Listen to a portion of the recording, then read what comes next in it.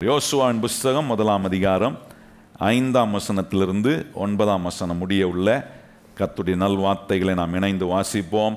நீ உயிரோடு இருக்கும் நாளெல்லாம் ஒருவனும் உனக்கு முன்பாக எதிர்த்து நிற்பது இல்லை.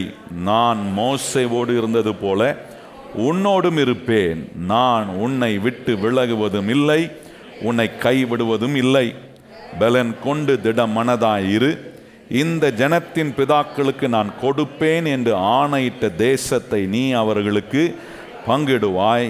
என் தாசன் ஆகிய மோசே உனக்கு கற்பித்த நியாய பிரமாணத்தின்படியெல்லாம் செய்ய கவனமாய் இருக்கும்படி மிகவும் திடமனதாயிரு. நீ போகும் இடமெல்லாம் புத்திமானாய் நடந்து கொள்ளும்படி அதை விட்டு வலது இடது புறம் விலகாதிருப்பாயாக. இந்த நியாயப்பிரமாண புஸ்தகம் உன் வாயை விட்டு பிரியாதிருப்பதாக. இதில் எழுதியிருக்கிற வைகளின்படியெல்லாம் நீ செய்ய கவனமாய் இருக்கும்படி இரவும் பகலும் அதை தியானித்து கொண்டிருப்பாயாக. அப்பொழுது நீ உன் வழியை வாய்க்க பண்ணுவாய், அப்பொழுது புத்திமானாயும் நடந்து கொள்வாய். நான் உனக்கு கட்டளையிடவில்லையா? பலன் கொண்டு திட மனதாயிரு, திகையாதே, கலங்காதே. நீ போகும் இடம் எல்லாம் உன் தேவனாகிய கர்த்தர் உன்னோடே இருக்கிறார் என்றார். ஆண்டவர் இந்த இடத்துல யோசுவா எப்படி வெற்றி அடைய முடியும், இது யோசுவா மாத்திரமல்ல, இன்னைக்கு நான் எப்படி வெற்றி அடைய முடியும் என்பதை ஆண்டவர் எனக்கு சொல்லி கொடுக்குறார். பாருங்க, நம்மளை ஆண்டவர் அவரை போல உண்டாக்கி, எத்தனை பேருக்கு தெரியும் நீங்களும் நானும் அவரை போல உண்டாக்கப்பட்டிருக்கிறோன்னு? அதில் ஏதாவது சந்தேகம் இருக்கா? நம்மளை அவரை போல உண்டாக்கி வச்சிருக்கிறார். அவரை போல கண்ணு, அவரை போல மூக்கு, அவரை போல வாய், இந்த ரூபம் அவருக்கு இருந்திருக்கு. அந்த ரூபத்தை நமக்கு தேவன் உண்டாக்கி கொடுத்துருக்கிறார். பாருங்க, அவரை போல உண்டாக்கிட்டு இன்னைக்கு ஆண்டவர் நம்மளை தோல்வி உள்ள ஒரு வாழ்க்கையை வாழ கர்த்தர் நமக்கு அனுமதிப்பாரா அப்படின்னா கிடையவே கிடையாது. வாழ்க்கையின் எல்லா பகுதியிலும், குடும்ப வாழ்க்கையில், ஆவிக்குரிய வாழ்க்கையில், கையின் பிரயாசத்தில், இந்த நாட்களில் கொஞ்சம் நம்ம கவனித்து கொண்டிருக்கிறோம், பொருளாதாரத்திலும் கர்த்தர் நம்மளை எப்படி வெற்றி உள்ள ஒரு நிலையில் வாழ வைக்க தேவன் என்னெல்லாம் செய்கிறார் என்பதை தான் நம்ம கவனிக்கிறோம். பாருங்கள், நம்மளை ஆண்டவர் மீட்டதே இந்த வெற்றிகரமான வாழ்க்கையை வாழ முடியும் என்பதை காட்டுவதற்காக தான். ஒரு மனுஷனை, தோத்து போயிருந்த ஒரு மனுஷனை, வெளிச்சம் இல்லாத ஒரு மனுஷன், பயத்திலும் சந்தேகத்திலும் இருளிலும் இருந்த ஒரு மனுஷனுக்கு கடவுள் உன்னை காட்டுறார். மனு அவதாரம் எடுத்து மனுஷனாய் மனுஷனுக்காக ஜீவனை கொடுத்து காட்டுறார். உன்னை மறுபடியும் தேவ மகிமையினால உன் வாழ்க்கையை நிரப்ப முடியும். நீ மறுபடியும் தேவனுடைய பிள்ளை என்பதை நீ நம்ப முடியும். மறுபடியும் கர்த்தர் நம்மளை வெற்றி சிறக்க பண்ண முடியும். இதெல்லாம் ஆண்டவர் பாருங்க மறுபடியும் காட்டுவதற்காக மனுஷனை மீட்கிறார். ஆனால் இந்த பாவத்தில் மனுஷன் விழுந்த போது அவனுடைய வாழ்க்கையை ரொம்ப கடினமான ஒன்றாகி மாற்றி வச்சு, ரொம்ப கஷ்டமான ஒன்றா மாறிச்சு. எது கஷ்டமாயிருச்சுன்னா, வெற்றி அடைவது மனுஷனுக்கு ரொம்ப கஷ்டமாக போயிடுச்சு. ஏன்னா பாருங்கள், இந்த உலகத்தில் எல்லா எதிர்மறையான சக்திகள் வேலை செய்கிறது. தீய சக்திகள் இந்த உலகத்தில் இருக்குது. இந்த தீய சக்தியெல்லாம் ஒரு மனுஷன் ஜெயித்து வாழ்க்கையில் வெற்றி உள்ள ஒரு நிலைக்கு வாழ்வதுக்கு ஆண்டவருடைய தயவு ரொம்ப அவசியம். பாருங்க, ஆண்டவருடைய மீட்பு ரொம்ப அவசியம், ஆண்டவருடைய ரட்சிப்பு ரொம்ப அவசியம். அதுதான் நம்மளை ரட்சித்திருக்கிறார். ரட்சித்த பிறகு ஆண்டவர் நம்மளை வெற்றி உள்ள வாழ்க்கையை வாழ்வதற்கான சத்தியத்தை கேட்கக்கூடிய இடத்துல கொண்டு நம்மளை வச்சிருக்கிறார். பாருங்க, வேத வசனம் சொல்லுகிறது, ரட்சிக்கப்படுகிறவர்களை கர்த்தர் கொண்டு அனுதினமும் எங்க சேர்க்கிறாராம்? ஏன் சபைக்கு சேர்க்கிறார்? ஏன்னா சபை கர்த்தருடைய வசனத்தை போதிக்கிற இடமா இருக்கு. ரட்சிக்கப்பட்டா மாத்திரம் போதாது, ரட்சிக்கப்பட்ட பிறகு கடவுள் யார், அவர் என்ன செய்ய விரும்புகிறார், என்னை எப்படி ஆக்க விரும்புகிறார், என் வாழ்க்கையை எப்படி வெற்றி உள்ள ஒன்றா மாற்ற விரும்புகிறார் என்கிற அறிவை புகுற்றுகிற ஒரு இடம்தான் கர்த்தருடைய சபை. இந்த இடத்துல என்ன செய்கிறோம்? கர்த்தரை பாடுறோம், கர்த்தருடைய வார்த்தையை பேசுகிறோம், இதை கேட்குறோம். கேட்கும்போது வாழ்க்கை விளங்குது. நம்ம இப்படி இருக்கக்கூடாது. நம்முடைய வாழ்க்கையை வெற்றி உள்ள ஒரு வாழ்க்கையை மாற்றுவதுக்கு ஆண்டவர் இந்த வேத வசனத்தை ரொம்ப மையமாய் வைத்து ஆண்டவர் நம்மோட உபதேசம் பண்ணுறாரு. ஏன்னா இந்த வசனம் தான் ஒரு மனுஷனுடைய வாழ்க்கையை வெற்றி உள்ள ஒரு வாழ்க்கையாக மாற்ற முடியும். இதை தான் யோசுவாவுக்கு சொல்கிறார். யோசுவா, நீ வெற்றி அடைவதற்கான வழியை நான் உனக்கு சொல்லித்தரம்பா. அந்த வழியை சொல்லும்போது ஆண்டவர் என்ன சொல்றாரு? இந்த புஸ்தகம் உன் வாயை விட்டு பிரியாது இருப்பதாக. இதுல இரவும் பகலும் என்ன பண்ணு? தியானமாயிரு. இதுல சொல்லியிருக்கிறபடியெல்லாம் செய்ய கவனமாயிரு. அப்போ நீ ஒன்று செய்யலாம். என்ன செய்யலாம்னா, நீ உன் வழியை வாய்க்க பண்ணலாம். நீ எப்படி இருப்ப? கண்டிப்பா புத்திமானா இருப்ப. கையை வாழ்த்தி சொல்லுங்க, இந்த வசனத்தை கேட்க கேட்க நான் கண்டிப்பா என்னவா இருப்பேன்? புத்திமானா மாறிடுவேன். அண்டர்ஸ்டாண்டிங் வந்துடும். இந்த அண்டர்ஸ்டாண்டிங் வந்துருச்சுன்னா வாழ்க்கை நல்லா ஆயிடும். பக்கத்தில் பார்த்து சொல்லுங்க, அண்டர்ஸ்டாண்டிங் வந்துருச்சுன்னா வாழ்க்கை நல்லா ஆயிடும். நிறைய படிச்சிருப்பாங்க, நல்ல அனுபவங்கள் இருக்கும், ஆனால் நிறைய இடத்துல புத்தீனமான காரியங்களை செய்வாங்க. நல்லா கவனிக்கணும். அதை படிச்சிருக்கிறதுனால புத்தி வந்துடும் நம்ம நினைக்க கூடாது. அனுபவம் இருக்கிறதுனால புத்தி இருக்கும்னு நினைச்சிடக்கூடாது. ஒரு மனுஷன் இந்த தேவ வசனத்தை தியானிக்கும் போதுதான் அவனை கர்த்தர் புத்திமானாய் மாற்றுகிறார். கையை வைத்து சொல்லுங்க, இந்த வசனத்தை தியானித்து கை கொள்ளும் போது கர்த்தர் என்னவாக்குறாரு? அப்போ அந்த புத்தியை கொடுக்கறதுக்கு தான் ஆண்டவர் நான் காட்டுறாரு. எல்லா வாழ்க்கையின் பகுதியிலும் கர்த்தர் நம்ம வெற்றி உள்ளவர்களாக இருக்கணும்னு சொல்லும் போது ஆண்டவர் இங்க ஒரு காரியத்தை காட்டுறார். பொருளாதாரத்திலும் நான் வெற்றி உள்ள ஒரு நிலையில் இருப்பதுக்கு ஆண்டவர் இந்த பொருளாதார ஆசீர்வாதத்தை குறித்த புத்தியை எனக்கு உண்டு பண்றாரு. பாருங்க, ஃபினான்ஷியல் பிளஸிங்கை குறித்த ஒரு அண்டர்ஸ்டாண்டிங் இன்னைக்கு கிறிஸ்தவர்கள் மத்தியில் சுத்தமா இல்லை, அறவே இல்லை. ஜெபத்தை குறித்த அறிவு கொஞ்சம் இருக்கு, ரட்சிப்பை குறித்த அறிவு கொஞ்சம் இருக்கு, எல்லாத்தையும் கொஞ்சம் கொஞ்சம் தான் தெரிஞ்சு வச்சுக்கோம். ஆனால் இந்த பொருளாதார ஆசீர்வாதத்தை குறித்து கொஞ்சம் கூட தெரிய மாட்டுது யாருக்கும். கிறிஸ்தவ மத்தியில் இந்த பொருளாதார ஆசீர்வாதத்தை பேசினா கண்ணோட்டம் வேற மாதிரி இருக்கு, எண்ணம் வேற மாதிரி இருக்கு, புத்தி வேற மாதிரி மாறிடுது. இந்த சத்தியங்கள் கர்த்தர் என்ன ஆசீர்வதிப்பதற்காக சொல்ற சத்தியம். கையை வைத்து சொல்லுங்க, இந்த பொருளாதார ஆசீர்வாதத்தின் சத்தியம் என்ன ஆசீர்வதிப்பதற்காக கர்த்தர் சொல்ற சத்தியம். கையை வைத்து சொல்லுங்க, இந்த பொருளாதார ஆசீர்வாதத்தின் சத்தியம் என்ன ஆசீர்வதிப்பதற்காக எனக்கு கர்த்தர் சொல்ற சத்தியம். ஏதோ ஒரு ஆதாயத்துக்காக சொல்றப்படுது நம்ம நினைச்சு கூடாது. ஏதோ பாஸ்டர் ஒரு ஆதாயத்துக்கு சொல்றாரு, ஏதோ பாஸ்டர் சபைக்கு ஆதாயத்துக்காக சொல்றாரு, கிடையாதுங்க. கர்த்தருடைய சத்தியம் எப்பொழுதுமே நமக்கு பிரயோஜனத்தை உண்டாக்குவதற்காக சொல்லப்படுகிற சத்தியம். கையை வைத்து சொல்லுங்க, எனக்கு பிரயோஜனத்தை உண்டாக்க சொல்லப்படுகிற சத்தியம். இந்த வசனம் எனக்கு ப்ராஃபிட்டை கொடுக்கும் பாருங்க. கேட்கும் போது, புரிந்து கொள்ளும் போது, அண்டர்ஸ்டாண்டிங் வந்துச்சுன்னா வாழ்க்கை நல்லா ஆகும். இந்த அண்டர்ஸ்டாண்டிங் இல்லாத கிறிஸ்தவ மக்கள் என்ன செய்கிறாங்க? குறையிலும் தாழ்ச்சியிலும் தரித்திரத்தில் இருப்பதை ரொம்ப பெருசாக நினைக்கிறாங்க. அது ரொம்ப பரிசுத்தமான ஜீவன் நினைக்கிறாங்க. எல்லாரிடத்துலையும் போய் கையேந்திக்கிட்டு காசு இல்லை. சிலர்லாம் பாருங்க, என்கிட்ட வரும்போது சொல்லுவாங்க, நாங்கள் அதை பண்ணுறோம் இதை பண்ணுறோங்க, கர்த்தர் ஆனால் எங்களுக்கு போதுமான பணம் கொடுக்கல. நான் கேட்குறேன், கர்த்தர் உன்னை அதை இதையும் பண்ண சொன்னால் உனக்கு என்ன காசு கொடுக்காமல இருந்திருப்பாரு? கர்த்தர் சொல்ற விதமாக புரிஞ்சுக்கிட்டா கர்த்தர் செய்ய சொல்ற காரியங்களுக்கு கர்த்தர் அற்புதமான வழிவாசல்களை, நன்மையின் வழிவாசல்களை கர்த்தர் திறப்பார். எத்தனை பேர் விசுவாசிக்கிறீங்க? அதை கையேந்திரவங்களா இருக்கக்கூடாது. அதுக்கு இல்லை இதுக்கு இல்லை அப்படின்ற நிலை. ஏன்னா இந்த பொருளாதாரத்தை குறித்து சரியான புரிந்து கொள்ளுதல் இல்லைனாலே எல்லா ஓட்டையும் இருக்குன்னு அர்த்தம். அங்கங்கே நிறைய இடத்துல ஓட்டை இருக்கு. நான் போன வாரம் சொன்ன பாருங்க, இந்த தரித்திரம் ஒரு திருட மாதிரி. என்னத்தை திருடும்? உங்களுக்கு தேவன் கொடுத்துருக்கிற தரிசனம், தேவன் உங்களுக்கு கொடுத்துருக்கிற சொப்பனங்கள், தேவன் உங்களுக்கு கொடுத்துருக்கிற ஆற்றல், திறமைகள், கிருபைகள், இது எல்லாத்தையும் திருடும். அங்கங்கே ஓட்டை போட்டு அப்படியே எல்லாத்தையும் வேஸ்ட் ஆக்கிட்டு இருக்கோம். அதனால தான் ஆண்டவர் இந்த பொருளாதார ஆசீர்வாதத்தை குறித்த அறிவுள்ள கர்த்தருடைய பிள்ளைகளாக நாம் இருக்க வேண்டும் என்பதை தேவன் வலியுறுத்தி காட்டுறாரு பாருங்க. ஏன்னா ஆண்டவர் என்ன விரும்புகிறாரு? நான் ஆசீர்வாதமாக இருக்கணும்னு கர்த்தர் விரும்புகிறார். அது தேவ சித்தம். எத்தனை பேர் அதை நம்புறீங்க? நீங்கள் ஆசீர்வாதமாக இருக்கணும், நீங்கள் நல்லா இருக்கணுன்றது தேவனுடைய சித்தம்ன்றது எத்தனை பேருக்கு தெரியும்? அது தெரியுமா? அதை நம்பாமல் நீங்கள் இந்த சத்தியத்தை கேட்பீங்கன்னா நான் சொல்கிறேன், ஒன்றும் உள்ளே இறங்காது. என்ன ஆசீர்வதிப்பது கர்த்தருக்கு பிரியம். எத்தனை பேர் கையை உயர்த்தி என்ன ஆசீர்வதிப்பது? என்னை ஆசீர்வதிக்க அவர் பிரியம் வச்சிருக்கிறனால அந்த சத்தியத்தை கேட்க வைக்கிறார். என்னை மாறுவதற்கான ஆலோசனைகளை கர்த்தர் எனக்கு கொடுக்குறாரு. ஏன் புத்தி கொடுக்குறாரு? புத்தி வரும்போது எனக்கு தெரியுது எங்கே எனக்கு கோளாறு இருக்குன்னு எனக்கு தெரியுது. ஆண்டவர் ஆசீர்வதிக்க விரும்புகிறார். ஆசீர்வாதத்தை குறித்த ஒரு புத்தி எனக்கு கொடுக்கிறார். அந்த புத்தி வந்தவுடனே எனக்கு புரியுது, ஓ இவ்வளோ நாள் நான் கோட்டை விட்டுருக்கிறேன், இவ்வளோ நாள் என்ன நான் இந்த காரியத்தில் சரி பண்ணலை, சரி பண்ணணும், அதற்காக கர்த்தர் எனக்கு இந்த வசனங்களை கொண்டு போதிக்கிறாரு.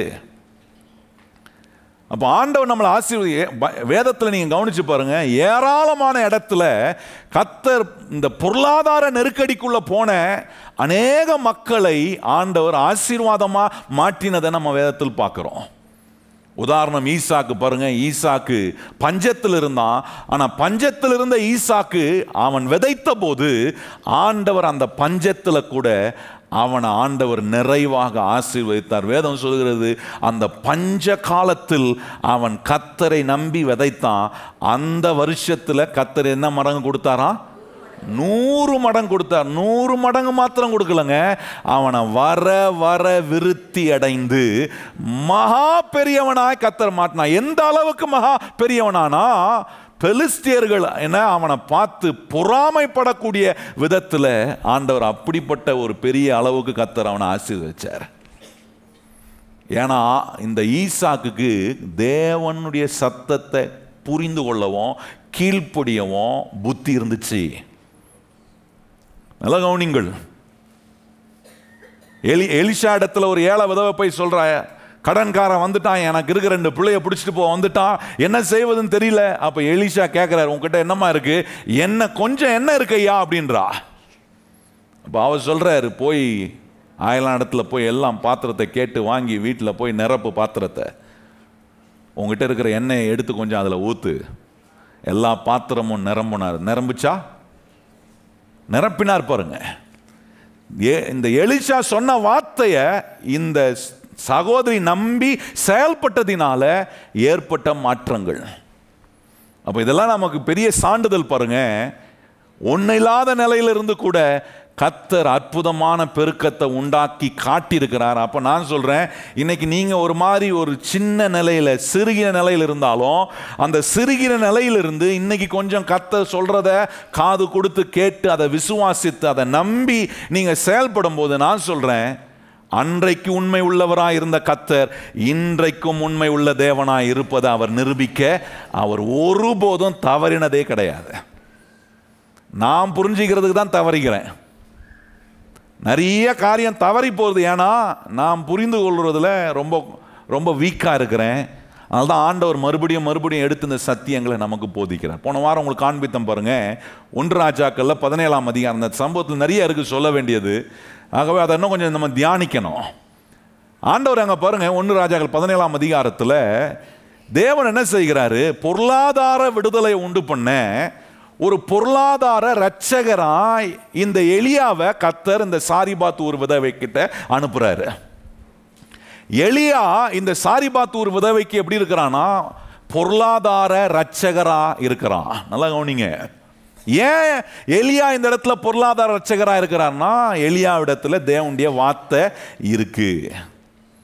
இந்த வார்த்தையை இந்த சகோதரி இந்த ஏழை விதவை பெற்றுக்கொள்ளும் போது, அதை விசுவாசிக்கும் போது, அந்த விசுவாசித்து செயல்படும் போது, அவ எவ்வளவு கொடிய தரித்திரத்தில் இருந்தாலும் கர்த்தர் அவளை ஆசீர்வதிக்க முடியும் என்பதை காட்டுறார். பாருங்க, ஆண்டவர் அவளை சர்வை பண்ண வைக்கிறதுல மாத்திரம் கண்ணு வைக்கல. நம்ம ஆண்டவருடைய எண்ணத்தை கொஞ்சம் நீங்க கவனிக்கணும். ஆண்டவர் உங்களுக்கு நேராக கர்த்தர் ஒரு ஊழியக்காரங்கிட்ட கர்த்தர் வார்த்தையை கொடுத்து அனுப்புறாருன்னா, உங்களை வெறும் சர்வை பண்ண வைக்கிறதுக்கு மாத்திரம் இல்லை, உங்களை சர்வை பண்ண வைக்கவும் முடியும்னு காட்டுவார்.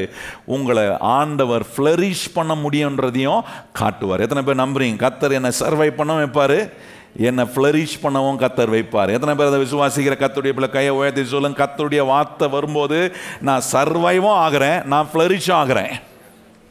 ஆண்டவர் தான் செஞ்சார் பாருங்க. அவளுடைய சூழ்நிலையை மாற்ற, அவளுடைய பிரச்சனைகளை மாற்றுவதற்கு ஆண்டவர் அங்கே என்ன செய்கிறார் என்பது தான் ரொம்ப முக்கியம். இன்னைக்கு நீங்க பல சூழ்நிலைகள் வந்திருக்கலாம், பல பிரச்சனைகள் மத்தியில் வந்திருக்கலாம். பொருளாதாரம் ஒரு பெரிய ஒரு அழுத்தமாய், ஒரு பெரிய ஸ்ட்ரகிளா உங்க வாழ்க்கைக்குள்ள இருக்கக்கூடிய ஒன்றாய் இன்றைக்கு தேவ சமூகத்தில் வந்து உட்கார்ந்து இருக்கும் போது இருக்கிற நிலை இருக்கலாம். ஒருவேளை பல பணங்கள் எங்கேயோ போய் முடங்கி வர முடியாம சிக்கி உண்ட ஒரு நிலையில இருக்கிறான். அது ஒரு பெரிய பொருளாதார அழுத்தத்தை உங்களுக்கு உண்டாக்கி இருக்கலாம். ஆனா கர்த்தர் அது நடுவில் உங்களை சர்வை பண்ண வைக்கிறவர் மாத்திரம் இல்லை, உங்களை ஃப்ளரிஷ் பண்ணுறவராகவும் இருக்கிறார். பக்கத்தில் பார்த்து சொல்லுங்கள், கர்த்தர் உங்களை சர்வைவும் பண்ண வைப்பார், ஃப்ளரிஷ் பண்ணவும் வைப்பார். இந்த ரெண்டு வார்த்தையும் புரியும்ல? இந்த ரெண்டு இங்கிலீஷ் வார்த்தை புரியுமா? கண்டிப்பாக புரியும். நிறைய பேர் ஸ்டூபிட் அப்படின்னா புரியுதா? அதெல்லாம் இந்த மாதிரி நல்ல வார்த்தைகள், இந்த மாதிரி சில வார்த்தைகள்லாம் நமக்கு தெரிஞ்சு வச்சுருப்போம். அது மாதிரி இந்த இங்கிலீஷில் இந்த மாதிரி வார்த்தையும் நமக்கு தெரியும். சர்வை பண்ண வைக்கிறதுக்கு நம்மளை ஆண்டவர் அந்த சூழ்நிலையில் காப்பாற்றவும் அவரால் முடியும், நம்மளை செழித்தோங்க வைக்கவும் அவரால் முடியும். எத்தனை பேர் கரவத்தை சொல்லி, என்ன அவர் காப்பாற்றவும் முடியும், என்னை செழிக்கவும் வைக்க அவரால். ஆனால் அதை எப்படி செய்கிறாரு, அதுதான் ரொம்ப முக்கியம். ஒருவேளை நம்ம யோசிக்கலாம், ஆண்டவரே நீர் அந்த சகோதரிக்கு ஏழை விதவை அவகிட்ட இருக்கிறது கொஞ்சம் மாவு கொஞ்சம் எண்ணெய், நானும் என் பிள்ளையும் சாப்பிட்டு சாகலான்னு இருக்கிறோம். இந்த ஏழை விதவைக்கு வனாந்தரத்தில் இஸ்ரவேல் மக்களுக்கு மன்னாவை வானத்திலிருந்து தொப்பு தொப்புன்னு போட்டீரே, அது மாதிரி இந்த ஏழை விதவைக்கு அந்த சாரிபாத்தூர் விதவையில் பொத்து பொத்துன்னு என்ன போட்டிருக்கலாம்? என்ன போட்டிருக்கலாம் சொல்லுங்க? ஆண்டவரை அவ சுட வேண்டியதில்லை, அவள் மாவை கலக்க வேண்டியதில்லை, தவால எண்ணெய் ஊற்ற வேண்டியதில்லை. ஆண்டவரே நீரே எல்லா மாவியம் கலக்கி நீரே எண்ணெயெல்லாம் அங்கே நல்ல தடவி சுட்டு நல்ல பொத்து பொத்துன்னு போட்டிருக்கலாமே. சரி, அப்படி போடலனா கூட மாவையாவது பொத்து பொத்துன்னு போட்டிருக்கலாம், எண்ணெயாவது கேனாக பொத்து பொத்தா போட்டிருக்கலாமே ஆண்டவரே அப்படின்னா, அவள் பொத்து பொத்துன்னு போட்டிருந்தா அவள் பொட்டுன்னு போயிருப்பா. நான் சொல்ல புரியுதா உங்களுக்கு? மண்டையில் உளுந்து என்ன ஆயிருக்கும் கொஞ்சம் யோசிச்சு பாருங்க. ஆண்டவர் அப்படி செய்கிறவர் இல்லை. ஏன்னா பரலோகத்தில் ஆண்டவர் இன்னும் உட்காந்து அப்பம் சுட்டுலாம் இல்லை. அவர் பரலோகத்தில் ஒன்றும் ஆயில் ஃபேக்ட்ரி வச்சுக்கிட்டு ஆண்டவர் ஆயில் ஃபேக்ட்ரி மாதிரி ரன் பண்ணுறவர் இல்லை. அங்கே உட்காந்துக்கிட்டு எண்ணெய் கேனை ரெடி பண்ணி இந்த என் பிள்ளைகளுக்கு பார்சல் அனுப்புகிறேன் பொத்துன்னு பிடிச்சிக்கோ அப்படின்னு அனுப்புகிறவர் இல்லை. ஆண்டவர் சொல்கிற எல்லாமே பூமியில் இருக்குது. கர்த்தர் சொல்ல, உனக்கான எல்லா நன்மையும் நான் எங்கே வச்சுருக்கிறேன்? பூமியில் வச்சுருக்கேன். கையை வைத்து சொல்லுங்க, எனக்கான நன்மைகள் எல்லாம் கர்த்தர் எங்கே வச்சிருக்கிறாரு? அப்போ அந்த பூமியில் வச்சிருக்கிற நன்மையை நான் அனுபவிக்கணும்னா கர்த்தர் அதை எப்படி செய்கிறாருன்றது தான் நம்ம கவனிக்கணும். ஆண்டவர் என்ன செய்கிறாருன்னா, அவளுடைய விசுவாசத்தை பத்த வைக்கிறாரு, அவளுடைய விசுவாசத்தை பயிற்சி செய்ய வைக்கிறாரு. இந்த விசுவாசம் அவளுக்குள்ள பத்தம் போதும், விசுவாசத்தை அவள் பயிற்சி செய்யும் போதும் அவள் சூழ்நிலையை கர்த்தர் மாற்றுகிறார். நல்லா கவனிங்க.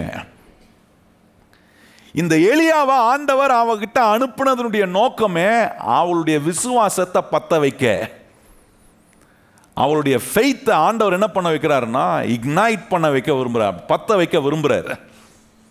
இந்த விசுவாசம் பத்திச்சுன்னா அவருக்கு ஆண்டவர் தெரியும் கண்டிப்பாக பயிற்சி செய்வா. எந்த விசுவாசம் பத்த வச்சுச்சோ அந்த விசுவாசம் பயிற்சி செய்ய வைக்கும்.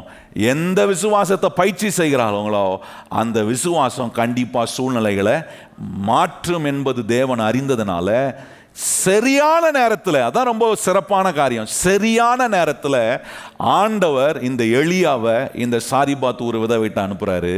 இந்த விதவைகிட்ட ஆண்டவர் அனுப்பின போது எலியா அவளுடைய விசுவாசத்தை பற்ற வைக்கிறாரு. நல்லா கவனிங்க.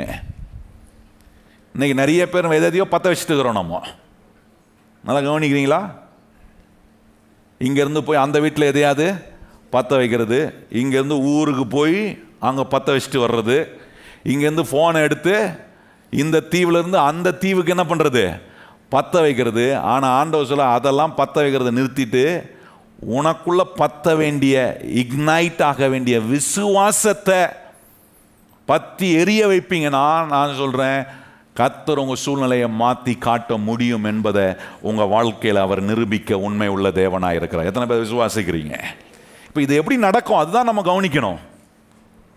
இந்த எலியாவை கர்த்தர் அவரிடத்தில் அனுப்பி செய்த காரியங்கள் கொஞ்சம் வாசிப்போமா? அந்த வசனங்கள்லாம் கொஞ்சம் மறுபடியும் போன வாரம் நம்ம வாசித்தோம், ஆனால் திருப்பியும் கொஞ்சம் வாசித்தா தான் இந்த வசனத்தின் அடிப்படையில் ஆண்டவர் என்ன சொல்கிறாரு அப்படின்றத நம்ம அறிந்து கொள்ள முடியும். 8ஆம் வசனத்துலேருந்து வாசிப்போமே.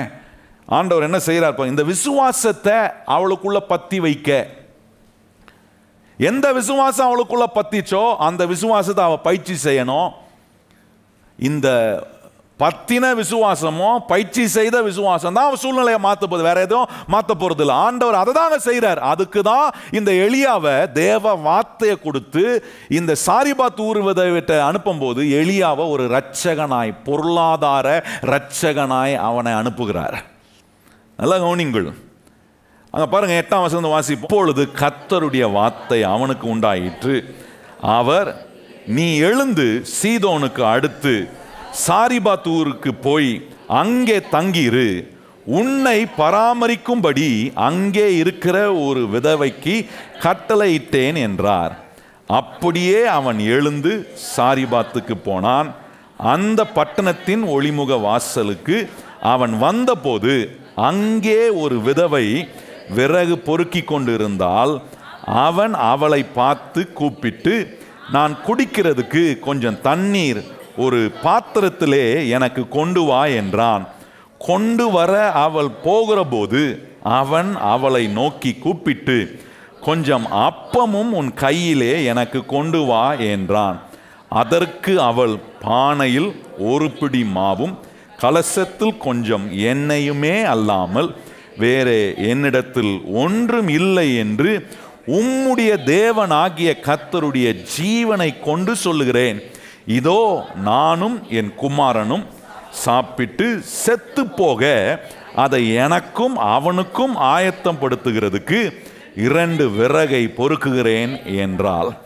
அப்பொழுது எலியா அவளை பார்த்து, பயப்படாதே, நீ போய் உன் வார்த்தையின்படியே ஆயத்தப்படுத்து, ஆனாலும் முதல் அதிலே எனக்கு ஒரு சிறிய அடையை பண்ணி என்னிடத்தில் கொண்டு வா, பின்பு உனக்கும் உன் குமாரனுக்கும் பண்ணலாம். கர்த்தர் தேசத்தின் மேல் மலையை கட்டளையிடும் நாள் மட்டும் பானையில் மாவு செலவழிந்து போவதும் இல்லை, கலசத்தில் எண்ணெய் குறைந்து போவதும் இல்லை என்று இஸ்ரவேலின் தேவனாகிய கர்த்தர் சொல்லுகிறார் என்றான். அவள் போய் எலியாவின் சொற்படி செய்தால், அவளும் இவனும் அவள் வீட்டாரும் அநேக நாள் சாப்பிட்டார்கள். கர்த்தர் எலியாவை கொண்டு சொன்ன வார்த்தையின்படியே பானையிலே மாவு செலவழிந்து போகவும் இல்லை, கலசத்தில் எண்ணெய் குறைந்து போவதும் இல்லை. ஆனால் இந்த சம்பவத்தை நம்ம வாசிக்கும் போது ஒன்று விளங்குது, ஒன்றும் இல்லை, எல்லாம் காலி ஆயிடுச்சு. அது மாதிரி தரட்டத்துன ஒரு நிலையில் இன்னைக்கு ஒரு வேளை உங்கள் வாழ்க்கை இருக்கலாம், எல்லாமே காலி. இதுக்கு இந்த ஒரு நிலையிலிருந்து நான் மீண்டு வர முடியுமா, உயர முடியுமா, எனக்கு பொருளாதார ஆசீர்வாதம் உண்டாகுமா, நான் நல்ல நிலைக்கு எழும்பி வர முடியுமா, இப்படிப்பட்ட சந்தேகங்கள் அவிசுவாசங்கள் இருக்கிற நேரத்தில் கர்த்தர் என்ன செய்ய விரும்புகிறாருன்னா, நீங்கள் கவனிச்சு பாருங்க, நம்முடைய விசுவாசத்தை பற்ற வைக்க. போன வாரம் காண்பித்தேன், இந்த பொருளாதார இரட்சகனாய் தேவன் ஒரு மனுஷன் தேவ ஊழியக்கார கையில் கர்த்தர் வார்த்தையை கொடுத்து வரும்போது அதை எப்படி கண்டுபிடிக்கலாம்னா, அவர் சொல்கிற வார்த்தை ரொம்ப சௌகரியமாக இருக்கக்கூடிய ஒன்றா இருக்காது, ரொம்ப கம்ஃபர்டபுளாக கேட்ட உடனே செய்கிற மாதிரி இருக்காது. அது ஒரு காரியம். ரெண்டாவது உங்களுக்கு காண்பித்தேன் எப்படின்னா, அவர் தாட்டுப்புட்டுன்னு சொல்கிறவர். ஏன்னா அவர் சொல்கிறத கேட்கும்போது என்னடா இப்படி பேசுகிறாரு, இவ்வளோ ஓவர் கான்ஃபிடென்ட்டாக சொல்கிறாரு. ஏன்னா அந்த தேவ மனுஷன் கர்த்தருடைய அற்புதத்தெல்லாம் ஏராளமாக அனுபவித்ததுனால இப்படி பேசுகிறார். மூணாவது காண்பித்தேன், இந்த தேவ மனுஷன் ஆண்டவர் அனுப்பி இருக்கிற இந்த பொருளாதார இரட்சகனாய் கர்த்தருடைய வார்த்தையை கொண்டு வருகிற தேவ மனுஷன் உங்கள் பிரச்சனையின் மேலே கண் வைக்கிறவனா இருக்க மாட்டான், உங்களுக்கான ஆசீர்வாதத்தை கொண்டு வரும். உங்களுடைய வழியை ரொம்ப பெருசாக நினைக்க மாட்டாங்க, அதுக்கு ரொம்ப முக்கியத்துவம் கொடுக்குறவர்கள் அல்ல, உங்களுடைய விடுதலைக்கு ரொம்ப முக்கியத்துவம் கொடுக்குற ஒரு மனுஷனாக இருப்பான். அந்த மனுஷன் தான் பாருங்க இப்போ இங்கே வராரு. இந்த எலியா இங்கே வந்து இந்த சாரிபாத்து ஒரு விதவிட்ட பேசுகிறாரு. பேசும்போது அவகிட்ட இருக்கிறது கொஞ்சம் மாவு, கொஞ்சம் எண்ணெய்.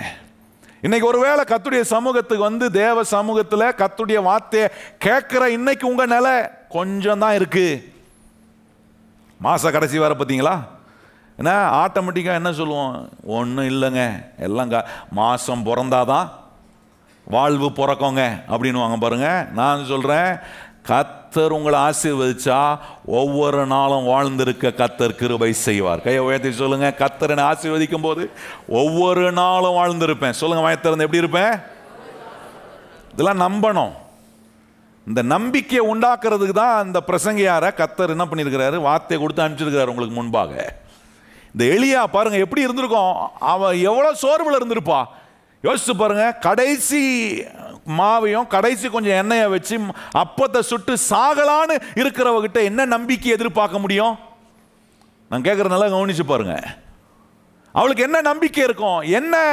என்ன விதமான எவ்வளோ சந்தேகம் அவளுடைய வாழ்க்கையில், எவ்வளோ பயந்து கொண்டு இருந்திருப்பா. கொஞ்சம் யோசித்து பாருங்க. இப்படிப்பட்ட நிலையில் எலியா எது மேலே கண்ணு வைக்கிறார் தெரியுமா? இந்த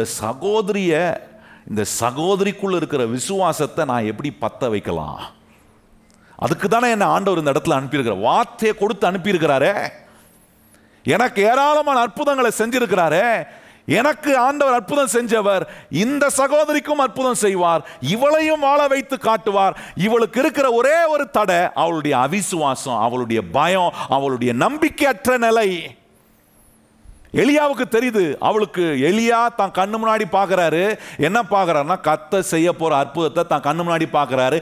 ஏன் பார்க்கிறாருன்னா, இவர்கிட்ட வார்த்தை இருக்கு.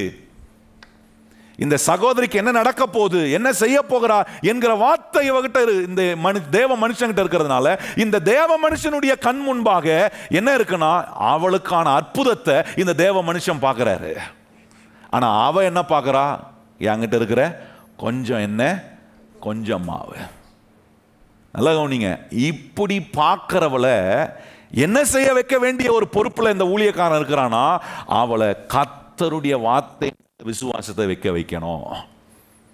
தேவன் ஒருவர் உன்னை நினைக்கிறாரு, உன்னை போஷிக்க ஒரு கர்த்தர் இருக்கிறாரு. அவர் உன்னை கைவிட மாட்டாரு. எவ்வளவு கொடிய பஞ்சமா இருந்தாலும் நம்முடைய ஆண்டவர் எல் ஷடாவா இருக்கிறார். அவர் நம்முடைய தேவைகள் எல்லாம் சந்திக்கிற சர்வ வல்லவராய் இருக்கிறார். உன்னோடு ஒரு உடன்படிக்கை செய்த ஒரு கர்த்தர் இருக்கிறார். உனக்கு வாக்குத்தத்தம் கொடுத்த கர்த்தர் இருக்கிறார். ஆபிரகாம், ஈசாக்கு, யாக்கோபு, இஸ்ரவேலின் தேவன் ஒருவர் இருக்கிறார் என்பதை இந்த ஊழியக்காரன் அந்த சகோதரிக்குள்ள சொல்லி விசுவாசத்தை உண்டாக்க வேண்டும். அவளுடைய விசுவாசம் பத்தினாதான் அவ விசுவாசத்தை பயிற்சி செய்வா. அந்த விசுவாசத்தை பயிற்சி செய்யும் போதுதான் அவ கண்ணை கொஞ்சம் மாவுல இருந்து, கொஞ்சம் எண்ணெயிலிருந்து இந்த எலியா பார்க்கிற அற்புதத்தை பார்க்கிற ஒரு நிலைக்கு அவ வர முடியும் என்பதை தேவன் அறிந்து இந்த எலியாவை அவகிட்ட பேச வைக்கிறாரு. நல்ல கவனிங்கள். இன்னைக்கு நான் என்ன சொல்றேன்? என்கிட்ட இருக்கிற கொஞ்சம், என்கிட்ட இருக்கிற இது அது, நான் அதை பண்ணணும் இதை பண்ணணும், எவ்வளோ பிரச்சனை எவ்வளோ இருக்குது, அது இருக்குது, இதை பண்ண முடியல, இதுக்கு இல்லை அதுக்கு இல்லை, இதையே தான் நான் பார்க்குறேன். ஆனால் கர்த்தர் என்ன விரும்புகிறார் தெரியுமா? அந்த நிலையில் கர்த்தரை நீங்கள் விசுவாசிப்பதுக்கான ஒரு விசேஷித்த விசுவாசத்தை உங்களுக்குள்ள உண்டாக்குவதுக்காக தேவ வசனத்தை கேட்க. ஏன்னா இந்த விசுவாசன்றது ஒரு பிரமாணம் மாதிரி.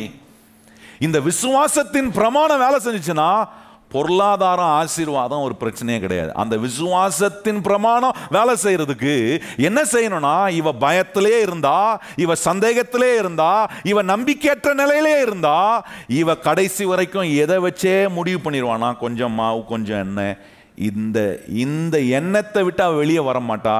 இவளுடைய ஃபோக்கஸை மாத்துறதுக்கு ஆண்டவர் இந்த எலியாவின் மூலமா அவர்கிட்ட பேசுறாரு.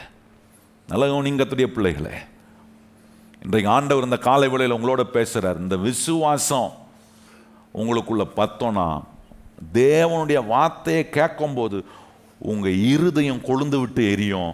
அந்த இருதயம் கொழுந்து விட்டு எரியும் போது ஒன்று செய்யும், உங்கள் விசுவாசம் ஆட்டோமேட்டிக்காக இக்னைட் ஆகும், ஃபயர் ஆகும், கேட்ச் ஆகும்.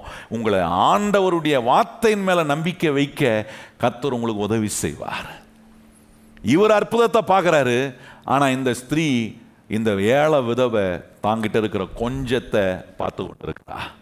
அதனால தான் விசுவாசம் செயல்படணும். நல்ல கவனிங்கள்.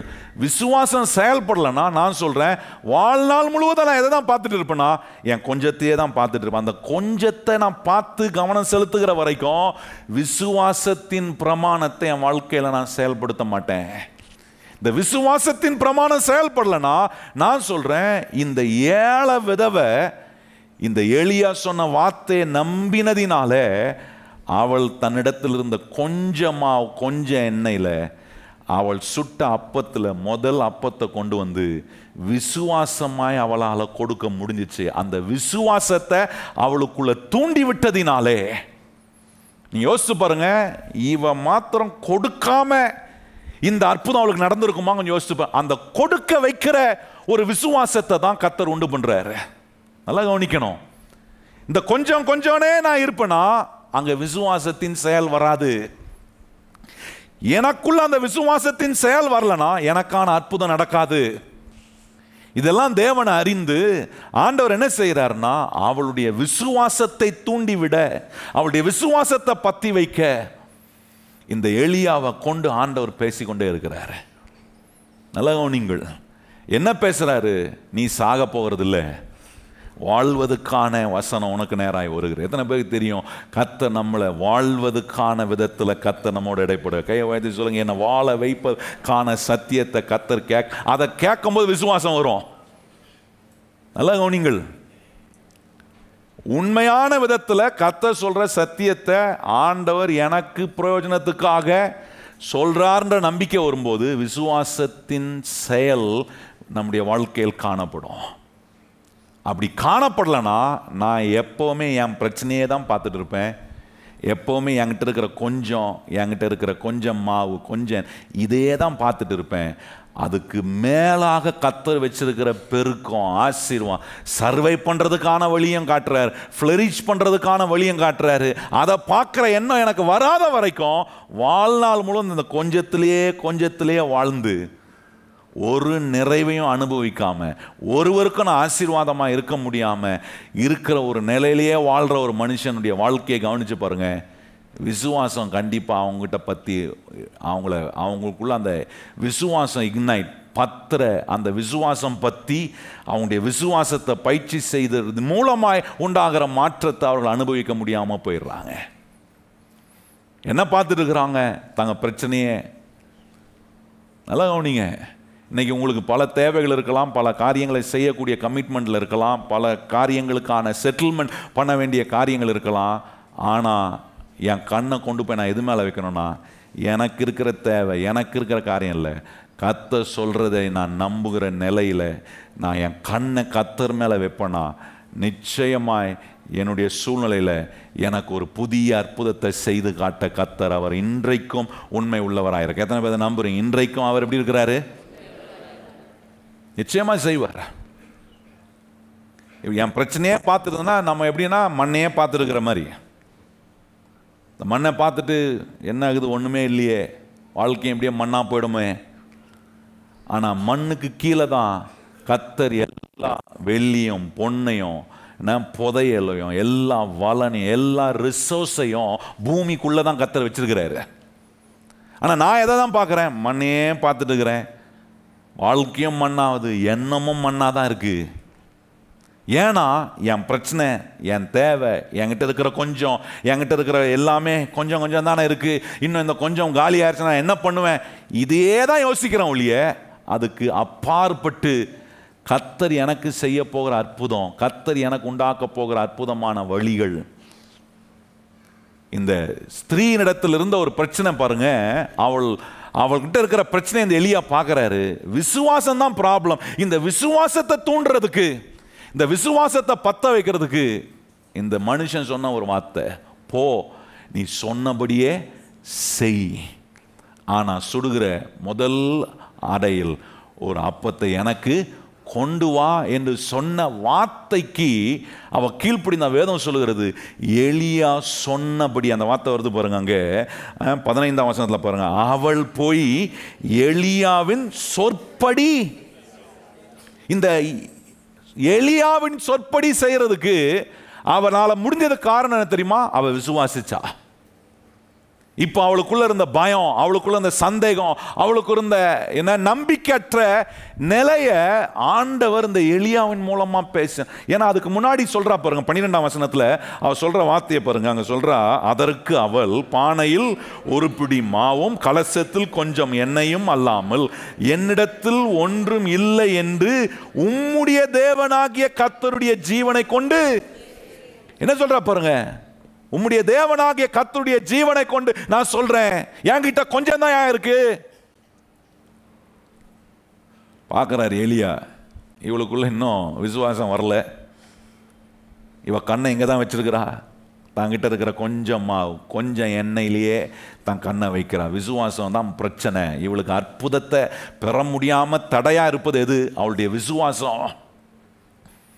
அப்ப அந்த விசுவாசத்தை சரி பண்ணுவதற்கான அறிவையும் ஞானத்தையும் புத்தியும் உண்டாக்கக்கூடிய விதத்தில் அங்க வேலை செய்யும் போது அவளுக்குள்ள ஒரு விசுவாசம் உண்டாகுது. அந்த விசுவாசத்தை வேலை செய்ய வைக்க கூடிய ஒரு தைரியம் அவளுக்குள்ள வருது பாருங்க. நல்ல கவனிங்க கர்த்தருடைய பிள்ளைகளே, தேவனுடைய அமைப்பில், தேவனுடைய சிஸ்டம்ல, தேவன் சொல்ற முறைமைகளில் நம்ம வாழ்க்கை வரும்போது அந்த அமைப்புக்குள்ள நல்லா கவனிக்கணும் அந்த வார்த்தையை, ஒரு குறையுமே கிடையாது. மறுபடியும் சொல்ல விரும்புகிறேன், தேவனுடைய அமைப்பில், தேவனுடைய சிஸ்டமுக்குள்ள என்னுடைய வாழ்க்கை வரும்போது விசுவாசம் வேலை செய்யணும்னா விசுவாசம் பத்தி, விசுவாசத்தை பயிற்சி செய்யக்கூடிய விசுவாசத்தின் பிரமாணத்துக்குள்ள கடவுள் வைத்திருக்கிற அந்த அமைப்புக்குள்ள, சிஸ்டமுக்குள்ள நான் வரும்போது அந்த சிஸ்டத்தில் கர்த்தர் உன்னை காட்டுவார், என்கிட்ட ஒரு குறையும் ஒருபோதும் உனக்கு இருக்க போகிறது இல்லை. அதுக்குள்ள வர வரைக்கும் நிறைய குறை இருக்கும். அதுக்குள்ள வர வைப்பதுக்கு கர்த்தர் எல்லா வார்த்தையும் நம்மளை கேட்க பண்றாரு. அதுக்குள்ள வந்துட்டேன்னா என் குறைவெல்லாம் நிறைவாக கர்த்தர் அற்புதமான வேலை. அதுக்குள்ள வர்றது பெரிய கஷ்டம். ஏன்னா கேட்கணும், கேட்டதை கொஞ்சம் யோசிக்கணும், கேட்டு யோசித்தது நம்ம கொஞ்சம் புத்தியை உண்டாக்கணும், புத்தியை உண்டாக்கி அது கரெக்டான விசுவாசத்தை நமக்குள்ள தூண்டி விடணும், பத்தக்கூடிய வேலையை செய்யணும். இதெல்லாம் செய்யும் போது தான் நான் கர்த்தருடைய சிஸ்டமுக்குள்ள வரேன். அந்த சிஸ்டமுக்குள்ள வந்துட்டேன்னா நான் சொல்றேன், எவ்வளோ பெரிய குறையா இருந்தாலும் கர்த்தர் அந்த கொஞ்சம் எண்ணெயை எப்படி குறைவில்லாமல் நிறைவாக்கினாரோ அது போல இன்னைக்கு எதெல்லாம் கொஞ்சமாக இருக்கோ கர்த்தர் உங்களை அதில் நிறைவாக்க அவர் வல்லவராய் இருக்கிறார் என்பதை காட்டுவார். இன்னைக்கு நான் அந்த சிஸ்டமுக்குள்ளே வந்துட்டேன்னா, தேவனுடைய சிஸ்டமுக்குள்ளே இருக்கிறேன்னா.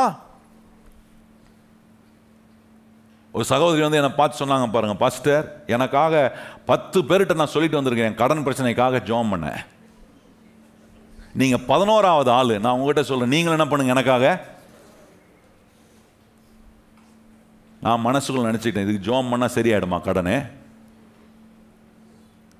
கடன் சரியாகணும்னா புத்தி வரணும்.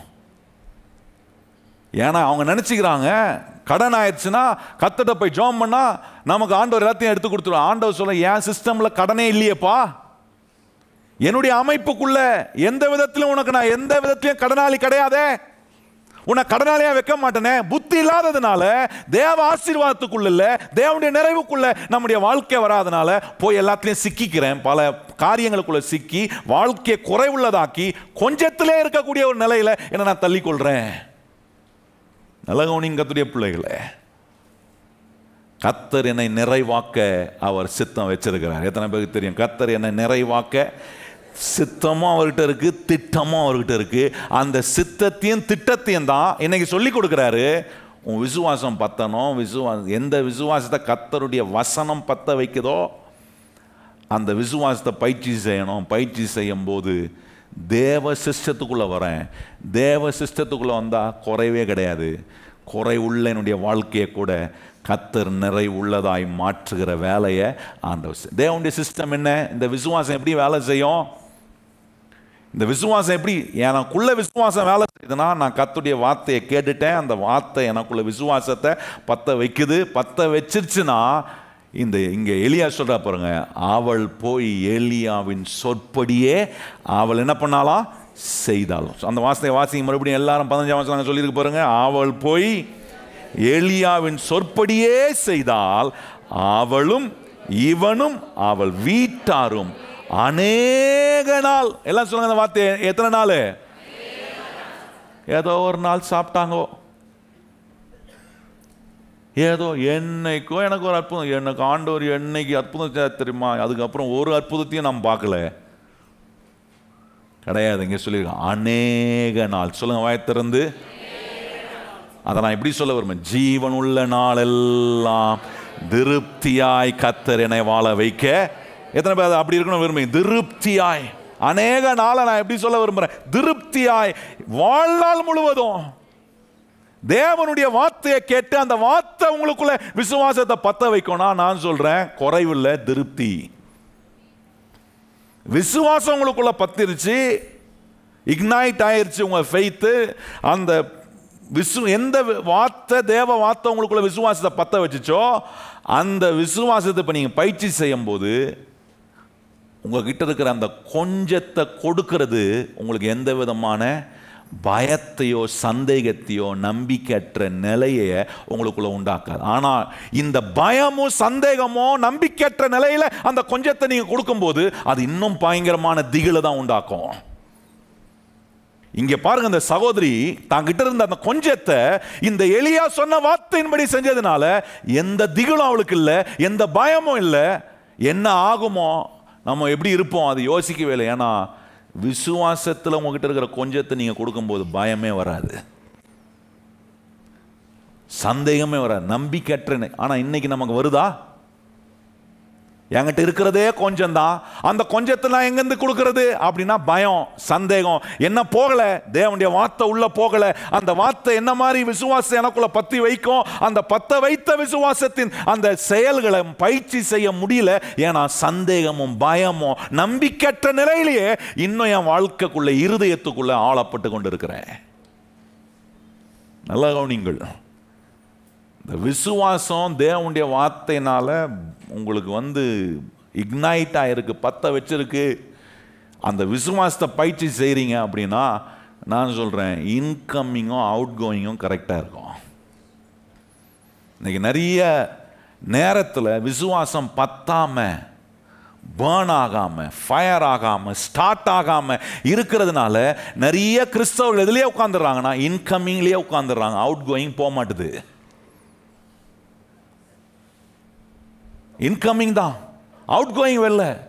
சில வச்சிருப்பாங்க பாருங்க ஃபோனு, ஒன்லி இன்கமிங் ஃபோன் வச்சிருப்பாங்க, பார்த்துருக்கீங்களா? ஒரு அவுட் கோயிங் கூட என்ன பண்ண முடியாது, ஒரு கால் கூட வெளியே கால் பண்ணோன்னா பக்கத்துண்ட கேட்குறது, சார் உங்கள் ஃபோன் கொடுக்குறீங்களா? இந்த விசுவாசம் உங்களுக்குள்ள பத்த கூடிய வேலையை செய்யலைனா, பயிற்சி செய்யக்கூடிய விதத்தில் வரலனா வெளியே வராது. அந்த கொஞ்சத்தில் ஆண்டவருக்குன்னு கொடுக்கணும், கர்த்தருடைய வார்த்தையை நம்பி நம்ம செயல்படணும், ஒரு விசுவாசமான முயற்சி எடுக்கணும், வரவே வராது. எப்படி காசை போட்டு சார்ஜ் பண்ணுறதுக்கு யோசித்து பக்கத்துக்காரங்கிட்ட என்ன கேட்பாங்க, சார் ஃபோன் போக மாட்டுது, ஃபோன் கொடுக்குறீங்களா? இப்படியே வாழ்நாளும் இது இன்கமிங்கு அவுட் கோயிங் பண்ணுறதுக்கு ஃபோன் கேட்டு வாங்கிறதுக்கு பரவாயில்லைங்க. நான் சொல்ல புரியுதா? பரவாயில்ல, கொடுத்துருவாங்க. ஏன்னா இப்போ நிறைய பேருக்கு நிறைய ஃபோனை கேட்டால் கொடுப்பாங்க. ஏன் கொடுக்குறாங்கன்னா அவுட் கோயிங் கூட நிறைய ஃப்ரீயாக கொடுத்துட்றான். ஃபோன் பண்ணுறது ஓகே, ஆனால் வாழ்க்கையில் பொருளாதாரத்தில் வெறும் இன்கமிங் மாத்திரம் அவுட் கோயிங் இல்லைன்னா தேக்க நிலை வந்துடும்.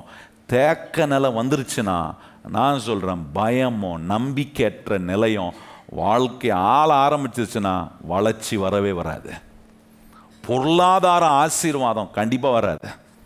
என்ன பயம் இருக்கும், நாளைக்கு இந்த தேவை எப்படி இந்த பயத்திலே தான் ஒவ்வொரு நாளும் வாழ்வோம் இல்லையே, தேவ அற்புதத்தை நான் பார்க்க முடியாமல் போயிடுறேன். கையை உயர்த்தி சொல்லுங்க, ஆண்டவரே ஒவ்வொரு நாளும் என் தேவையில் நான் உங்களுடைய அற்புதத்தை பார்க்கணும் ஆண்டவரே. எத்தனை பேர் சொல்கிறீங்க உங்கள் அற்புதத்தை? எத்தனை பேர் பார்க்கணும் விரும்புகிறீங்களா? இதுவரைக்கும் பார்த்த அற்புதத்தை காட்டிலும் இனி கர்த்தர் உங்களை பார்க்க வைக்க போகிற அற்புதம் பெருசாக இருக்கும். நல்லா கவனிங்கள். அதுக்கு தான் உங்கள் விசுவாசத்தை இந்த பிளெஸிங்ஸ் என்று கொண்டு வந்து இந்த காலகட்டத்தில் இந்த சத்தியத்தை உங்களை கர்த்தர் கேட்க வைக்கிறாருன்னா, ஏன்னா ஆண்டவருக்கு தெரியுது நிறைய அற்புதத்தை நீ இன்னும் பார்க்கல, நிறைய மேன்மை இன்னும் நீ அனுபவிக்கல. அதை அனுபவிக்க வைக்க தான் ஆண்டவர் என்ன பண்றார், ஊழியக்காரனை அனுப்பி இந்த வசனத்தை கொடுத்து உங்களுக்குள்ள உங்க இருதயத்தை கர்த்தர் கொழுந்து விட்டு எரிய பண்றாரு. பாருங்க, இந்த எலியா செஞ்ச இந்த விசுவாசம் எப்படி வேலை செய்ய வச்சாருன்றத நம்ம கொஞ்சம் கவனிக்கணும்ல. என்ன பண்ணாரு இந்த எலியா? அவனுடைய கண்ணோட்டம் பாருங்க, அவனுக்கு தெரியுது பதில் என்கிட்ட இருக்கு, இவளுக்கான பெரிய எதிர்காலம் என்கிட்ட இருக்கு, இவளுக்கான எல்லா வளனையும் கர்த்தர் எனக்கு முன்பாக காட்டுறார். ஆனா இவ தான் பிரச்சனையே தானே பார்க்கிறா. நல்லா கவனிங்க, எலியா இப்போ ஒரு வேலை செய்ய வேண்டியதா இருக்கு. என்ன வேலைனா, அவ நோக்கத்தை, அவ ஃபோக்கஸை, அவ கவனத்தை அவ பிரச்சனையிலிருந்து எடுத்து தேவன் அவளுக்காக வைத்திருக்கிற வளன்ல கொண்டு போய் ப்ரொவிஷன் மேல தான் கண்ணை வைக்கிறதுக்கு, கர்த்தர் அவளுக்காக வச்சிருக்கிற பெரிய எதிர்காலம், ஆண்டவர் அவளுக்காக வைத்திருக்கிற பதிலின் மேல அவளுடைய கவனத்தை, அவளுடைய போக்கஸை வைக்கிறதுக்கு இந்த எலியா வேலை செய்யறாரு. எப்படி செஞ்சாரு தெரியுமா? எலியா சொன்ன ஒரு வார்த்தை பாருங்க, அங்க 13ஆம் வசனத்துல அங்க சொல்றாரு, அப்பொழுது எலியா அவளை பார்த்து, எல்லாரும் வாசிங்க அந்த வார்த்தையை, அப்பொழுது எலியா அவளை பார்த்து. அந்த வார்த்தை ரொம்ப முக்கியம். ஏன் அவளை பார்க்கிறாருன்னா, இவர் ஒன்ன பார்க்கிறாரு. என்ன பார்க்கிறாரு? ஆடாடா, இவளுக்கு என்ன மாதிரி அற்புதமான எதிர்காலத்தை வச்சிருக்கிறாரு கர்த்தர், பதில என்கிட்ட கொடுத்து வச்சிருக்கிறாரு, இவளுக்கான விடுதலையை கர்த்தர் இந்த என்கிட்ட வார்த்தையை கொடுத்து வச்சு, இந்த வார்த்தை எனக்கு காட்டுது, அவளுக்கான எதிர்காலத்தை காட்டுது, அவளுக்கான உயர்வை காட்டுது, அவளுக்கான பெருக்கத்தை காட்டுது, அவளுக்கான ஆசீர்வாதத்தின் சம்பூர்ணத்தை காட்டுது. ஆனா இவளோ பயந்து கொண்டு இருக்கிறாளே. பயந்ததுனால தான் முன்னாடி சொல்றான், உம்முடைய தேவன் அங்க சொல்லிடுற பாருங்க. அவன் சொல்றா பாருங்க, அவன் சொல்றா, என்னிடத்தில் ஒரு அடையும் இல்லை என்று உம்முடைய தேவனாகிய கர்த்தருடைய ஜீவனை கொண்டு. அவளுக்குள்ள பயம், ஆண்டவருடைய வார்த்தையை நம்ப முடியல. அவளுக்கு உடன்படிக்கை செய்யப்பட்டிருக்கு, அவளுக்கு கர்த்தர் எல்ஷடாவா இருக்கிறாரு, கர்த்தர் அவ கூட இருக்கிறாரு, கர்த்தர் அவளுக்கு அவனை காட்டுறாரு, எல்லாம் காட்டியிருந்தோம். இன்னும் பயந்ததுனால தான் அவன் சொல்றா, அங்க சொல்றா, தேவனாகிய உம்முடைய தேவனாகிய கர்த்தருடைய ஜீவனை கொண்டு சொல்றேன். கர்த்தரை தெரியுது, கர்த்தருடைய வார்த்தையை கேட்கிறா, ஆனாலும் பயம். ஏன்னா விசுவாசம் வேலை செய்யல, விசுவாசம் பத்தல, அங்க பேர்ன் ஆகல. எலியா அவளை பார்த்து சொல்றாரு, பயப்படாது. சொல்லுங்க வாயத்திறந்த கர்த்தர் இன்னைக்கு நம்மளை பார்த்து என்ன சொல்றாரு? பகல் பார்த்து சொல்லுங்க, கர்த்தர் உங்களை பார்த்து சொல்றாரு, என்ன சொல்றாரு? இப்படியே பயந்து சாகாத. பகல் சொல்றாதீங்க, நமக்கு நம்மளே சொல்லிக்கணும். இப்படியே பயந்து சாகாத. பாருங்க, பயம்ன்றது எதிர்மறையான காரியங்களை நம்புறது தான் பயம். இப்படி ஆயிடுமோ, என்கிட்ட இருக்கிறதே கொஞ்சம் தான், கொஞ்சம் மாவு கொஞ்சம் என்ன, இதுல நான் கொடுத்தா என்ன ஆயிடுமோ, இது எதிர்மறையான காரியங்களை குறித்து எண்ணி பயப்படுறது. விசுவாசம் என்ன? முற்போக்கான காரியங்கள்.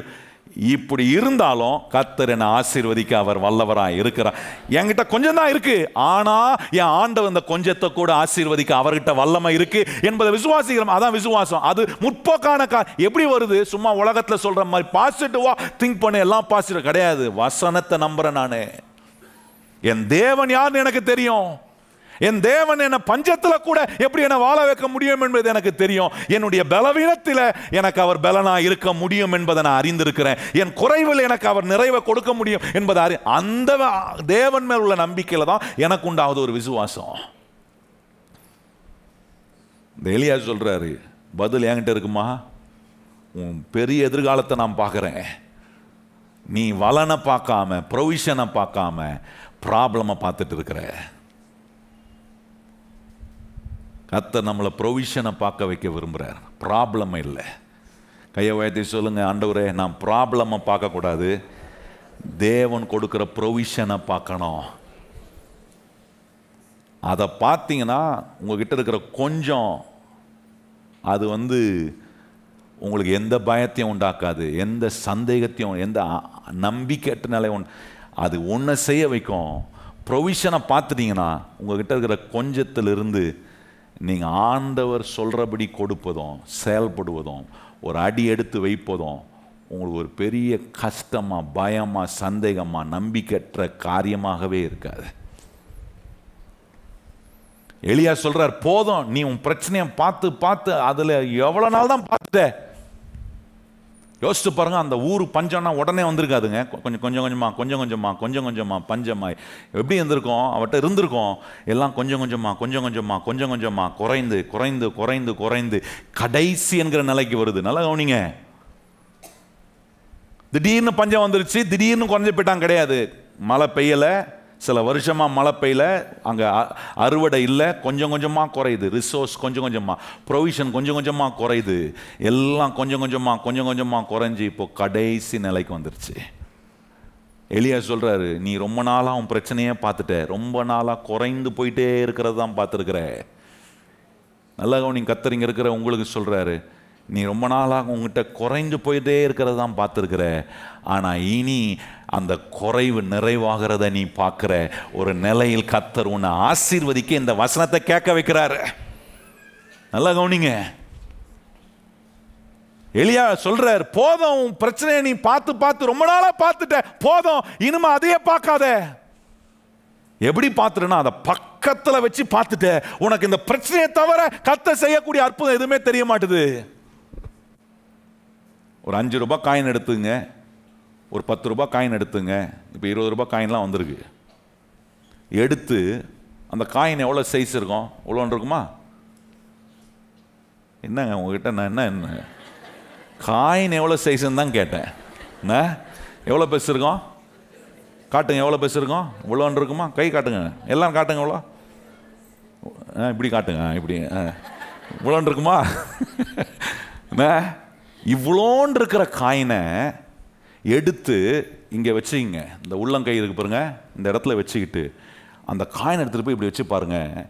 உங்களுக்கு அந்த காயினை தவிர வேற எதுவுமே தெரியாது. இன்னைக்கு நீண்ட நாளா உங்க குறைவையே கொண்டு போய் பக்கத்தில் வச்சுட்டு பார்த்துட்டு இருக்கிறீங்க. உங்களுக்கு குறைவை தவிர வேற என்னன்னு தெரியல. ஆண்டவர் வச்சிருக்கிற நிறைவை குறித்து நீங்க பார்க்க முடியல. ஆண்டவர் வச்சிருக்கிற வளனும் உங்களுக்கு தெரியல. கர்த்தர் உங்களுக்குள்ள உண்டாக்க விரும்புகிற மாற்றம் உங்களுக்கு தெரியல. ஏன்னா என் பிரச்சனையே பக்கத்தில் வச்சு பார்த்துக்கிட்டே இருக்கிறேன். கர்த்தர் சொல்ல, கொஞ்சம் தள்ளி வச்சு பாரு. வசனத்தை கேட்க கேட்க கொஞ்சம் கொஞ்சமாக புத்தி வருது. புத்தி வந்த உடனே இப்படி பார்க்குறேன் நான், கொஞ்சம் கொஞ்சமாக தள்ளி விசுவாசம் பத்துது, கொஞ்சம் வேலை செய்யுது, கொஞ்சம் விசுவாசம் அப்படியே கொஞ்சம் பிரச்சனையை வெளியே கொண்டு போய் பார்க்கும்போது இப்போ இந்த காயினும் தெரியுது, சுற்றி இருக்கிற எல்லா காரியமும் எனக்கு தெரியும். பிரச்சனை இல்லைன்னு சொல்லலை கர்த்தர், உனக்கு பிரச்சனையே இல்லைன்னு சொல்லலை, பிரச்சனையே வராதுன்னு சொல்லலை. பிரச்சனை இருக்குது, ஆனால் அந்த பிரச்சனையை இப்படி வச்சு பார்க்கல, தூரமாக வச்சு பார்க்கறதுனால இந்த காயினை காட்டிலும் எனக்கு சுற்றி இருக்கிறது தான் பெருசாக தெரியுது. ஆண்டவர் சொல்கிறாரு, என் வார்த்தை உனக்கு இருக்குது, நான் உன்னோட கூட இருக்கிறேன், என் பிரசனம் உனக்கு இருக்குது, நான் பாதுகாக்கிற தேவனாக இருக்கிறேன், உனக்கான வழிகளை நான் திறக்கிறேன், நான் உன் மெய்ப்பராக இருக்கிறேன், நான் உன் தேவைகளை சந்திக்கக்கூடிய கர்த்தர். இதெல்லாம் பாரு, இதை பார்க்காத, இதை சுற்றி இவ்வளோ இருக்க, அதை பாரு. எத்தனை பேருக்கு நான் சொல்றது புரியுதுங்க? ஒவ்வொரு நாளும் சர்ச்சைக்கு வரும்போது மாத்திரம் கொஞ்சம் தூரமாக வச்சுக்கிறது. சர்வீஸ் முடிச்சு போனால் அப்படியா எடுத்துக்கணுமோ, அது என்னமோ உங்களுக்கு கோடி கோடியாக கொட்டம் போகிறது போல இருக்குது, தூக்கி வச்சுக்கிறது இப்படி தூக்கி. கர்த்தர் சொல்லாத, எவ்வளோக்கு எவ்வளோ அதை தூரமாக்க முடியுமோ தூரமாக்கு.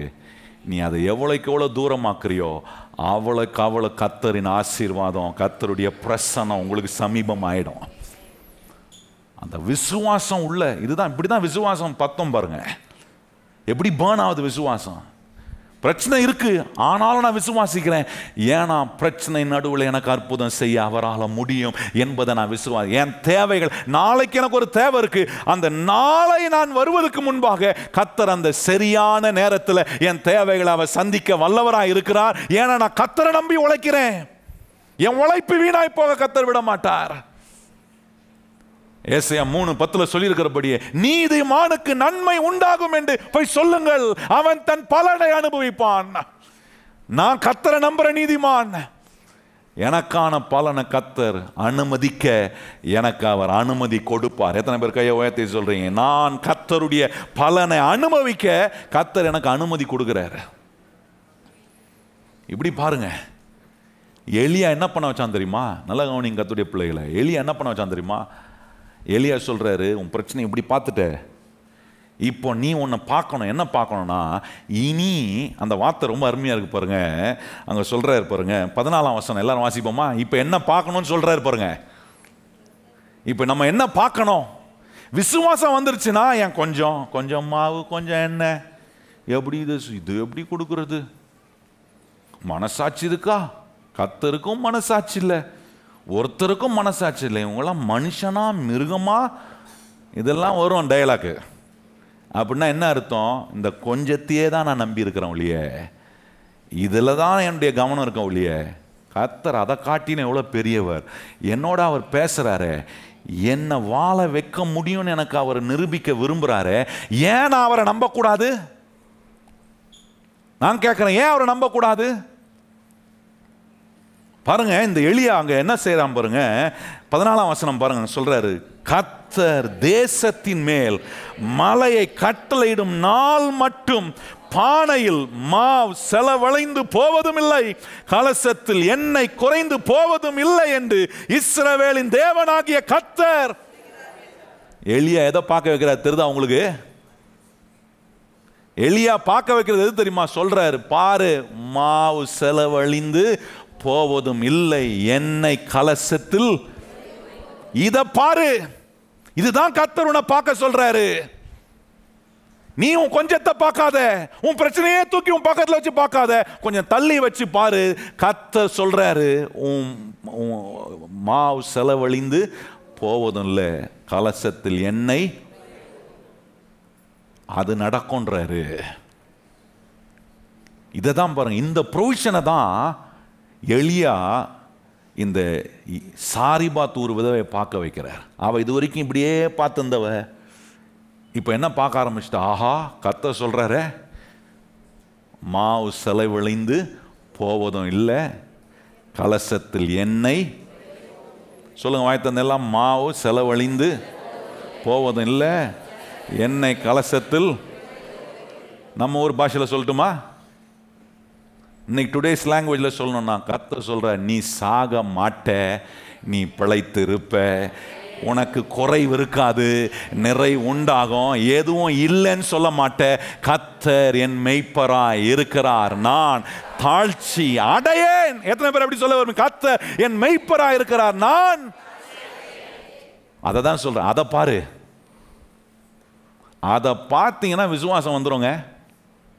விசுவாசம் வந்துருச்சுன்னா கொஞ்சம் பேச மாட்டீங்க. செலவழிந்து போவதும் இல்லை, குறைந்து போவதும். கை உயர்த்தி சொல்லுங்க, செலவழிந்து குறைந்து. எவ்வளவு செலவு பண்ணாலும் அதுக்கு மேலான நிறைவை கர்த்தர் கொடுத்துக்கிட்டே இருப்பார்.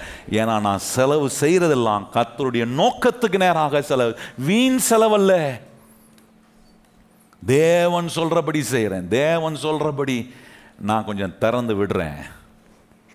நிரப்புறவர் நிரப்பிக்கிட்டே இருப்பார். இப்படி பார்க்கணுங்க. இப்படி பார்க்குறோமா? கொஞ்சம் யோசித்து பாருங்க. இப்படி பார்க்குற விதத்தில் வசனத்தை கவனம் செலுத்துகிறோமா? நீதிமொழிகள் 4ஆம் வசனம், 4ஆம் அதிகாரம் வாங்க. நீதிமொழிகள் 4ஆம் அதிகாரம் 20ஆம் வசனத்திலிருந்து கவனிப்போமா? எதையோ சொல்கிறதெல்லாம் கேட்டுக்கிறோம், ஊர் உலகம் சொல்கிறதெல்லாம் கேட்டுக்கிறது. மாமா மச்சன் கிளம்பி வந்துடுவாங்க இதுக்குன்னு. ஏங்க முப்பாட்டன் உறவில் வந்தவர் இவர், எங்கேயோ இருந்தவர் வந்து இன்னைக்கு சொல்லிட்டு போயிட்டார் தெரியுமா? அதனால தான் கர்த்தர் சொல்கிறத கேட்கணும். பக்கத்தில் சொல்லுங்க, யார் சொல்கிறத கேட்கணும்? இப்போ கர்த்தர் சொன்னதை கேட்டீங்கல்ல, வீட்டுக்கு போனோன்னா மாமா மச்சான் ஊர் எல்லாம் வரும். அப்போ நான் எதை தான் கேட்கணும்? சொன்னவங்க பாக்கியவான்கள்.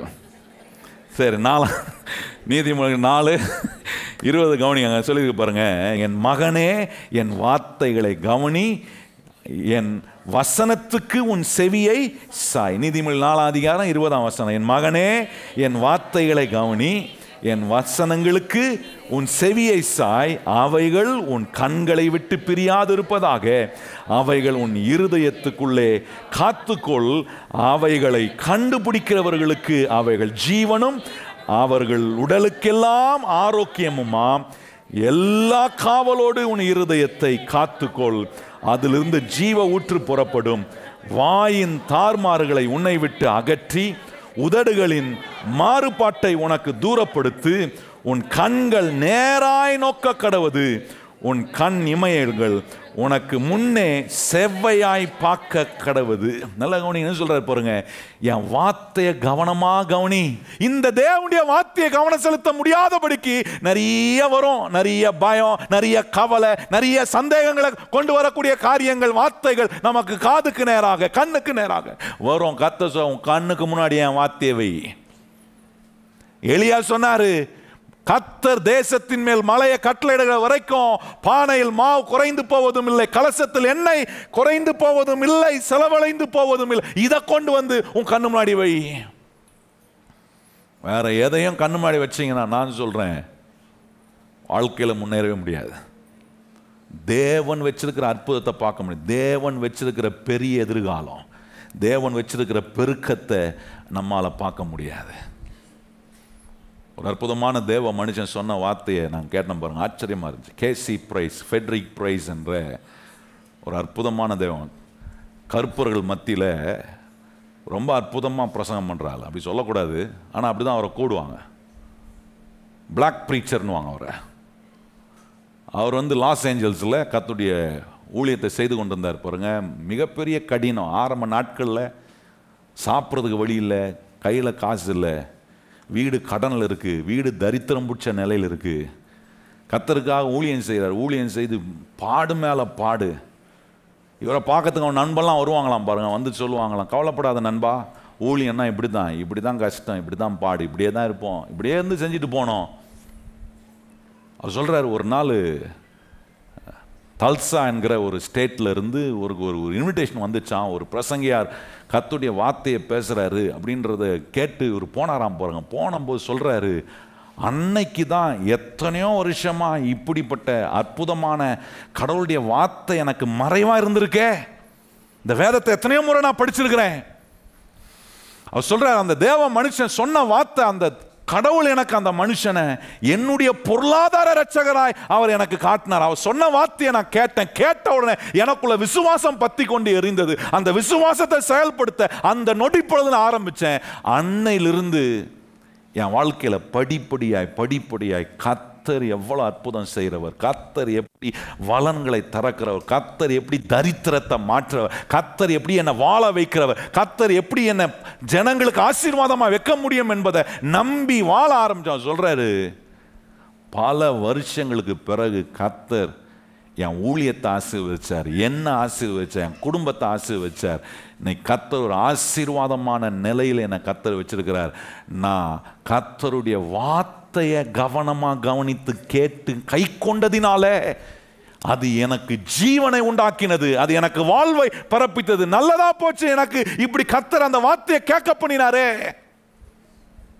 நான் வேற யாருடைய வார்த்தையும் கேட்டு, என் நண்பர்கள் சொன்ன வார்த்தையை கேட்டு இப்படிதான் இருக்கும், இப்படிதான் வாழ முடியும் அப்படின்ற ஒரு கன்க்ளூஷனுக்கு வராம, இல்ல கர்த்தர் ஏன் என்னுடைய நிலையை மாற்ற முடியாதா, என்னை ஆசீர்வதிக்க முடியாதா என்கிற கேள்வி எனக்குள்ள வந்தபோது, எனக்கான பொருளாதார ரட்சகரை ஒரு மனுஷனை கர்த்தர் வார்த்தையை கொடுத்து, அந்த மனுஷனுடைய வார்த்தையை கேட்க பல கிலோமீட்டர் டிராவல் பண்ணி போய் கேட்டேன். வாழ்க்கை மாறினது. அன்னிலிருந்து தேவ வார்த்தைக்கு கவனமா செவி கொடுக்க ஆரம்பிச்சேன்றார்.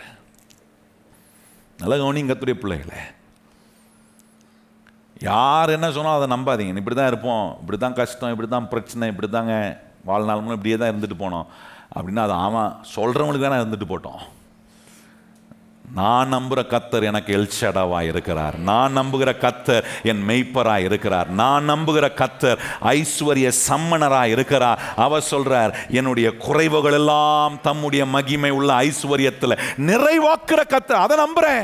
அதை நம்புறதுக்கு எனக்கு ஆண்டவர் செய்கிற வேலை என்னன்னா, என் கொஞ்சத்தையே பார்த்துட்டு என்கிட்ட இருக்கிறது கொஞ்சம், அந்த பயத்திலே, அந்த சந்தேகத்திலே, அந்த அவிசுவாசத்திலே நான் வாழ என்ன ஒப்பு கொடுக்காம என் வாழ்க்கையை நான் யோசித்து பார்க்குறேன். கர்த்தர் என்னை முழு நேரம் ஊழியத்துக்கு அழைச்சி ஒரு சில ஆண்டுகளுக்கு பிறகு சிலரோட நான் பேசணும் பாருங்க, பேச வாய்ப்பு கிடைச்சி கூப்பிட்டு பேசினாங்க சிலர். அவங்க கூப்பிட்டு பேசும்போது நாங்கள் கேள்விப்பட்டோம் நீங்கள் ஊழியத்துக்கு வந்துட்டீங்க அப்படின்னு. அவங்க சொன்ன ஒரு வார்த்தை இன்னைக்கு கூட எனக்கு மனசில் இருக்குது. அதை மனசில் இருக்குன்னா அதை யோசித்து பார்க்குறேன். அதுக்கு நான் செவி சாய்க்காம கர்த்தருடைய வார்த்தைக்கு செவி சாய்ச்சதுனால கர்த்தர் என்னை என்ன நிலைக்கு கர்த்தர் மாற்றி கொண்டு இருக்கிறார். அவங்க சொன்னாங்க, என்கிட்ட ரெடி ஆகிடுப்பா, ரைட்டு லெஃப்ட்டுன்னு கர்த்தர் உன்னை புடமிட்டு உன்னை ஒன்னெல்லாம் அவன் பண்ணிடுவார் அப்படின்னாங்க. ஊழியத்துக்கு வந்து 1.5 வருஷம் நினைக்கிறேன். அப்போ தான் முழு நேரம் ஊழியத்துக்கு ஒப்பு கொடுத்து வந்திருக்கிறேன். வந்தோடனே இப்படி சொன்னால் எப்படி இருக்கும்னு யோசிப்பேன். சொல்கிறவங்க வந்து அனுபவசாலிங்க. ரெடி ஆகிடு, கர்த்தர் இனிமே தான் உன்னை லெஃப்ட்டும் ரைட்டும். நான் யோசித்தேன், அடப்பாவுமே லெஃப்ட்டும் ரைட்டுமா அப்படி யோசித்து அந்த வார்த்தை கேட்டு நான் சோர்ந்து போயிட்டேன் பாருங்க. அந்த பெரம்பூரில் இருந்த அந்த நாட்களில் சோர்ந்து போயிட்டேன். அப்போ ஆண்டவர் சொன்னார், நான் உன்னை அழைக்கும் போது உனக்கு என்ன வார்த்தையை கொடுத்தேன்னு கேட்டார். சோர்ந்து போயிருந்த போது நான் ஜெபம் பண்ண, ஆண்டவர் என்ன ஆண்டவர் இப்படி பயமாக இருக்குது, ஊழியத்தை இப்படி பயத்தில் தான் செய்யணுமா, இப்படி பயந்துட்டே ஊழியம் செய்யறதுக்காக என்ன நீ அழைச்சிருக்கிறீ, நீர் எவ்வளோ வல்லவர் எவ்வளோ நல்லவர், இதை சொல்றதுக்கு எனக்கு ஒரு பயம் இருந்தால் நான் எப்படி சொல்ல முடியும்? உம்மை குறிச்ச எனக்கே தெளிவில்லாம, எனக்கே ஒரு சந்தேகம், எனக்கே ஒரு பயம், எனக்கே ஒரு நம்பிக்கை, நான் எப்படி போய் ஜனங்கிட்ட நீர் யாருன்னு எப்படி நான் சொல்ல முடியும் ஆண்டவரே? ஆண்டவர்கிட்ட நான் ஜெபம் பண்ண பாருங்க. கர்த்தர் சொன்னார், உன்னை நான் அழைத்த போது உனக்கு நான் என்ன கொடுத்தேன் அப்படின்னு கேட்டார்.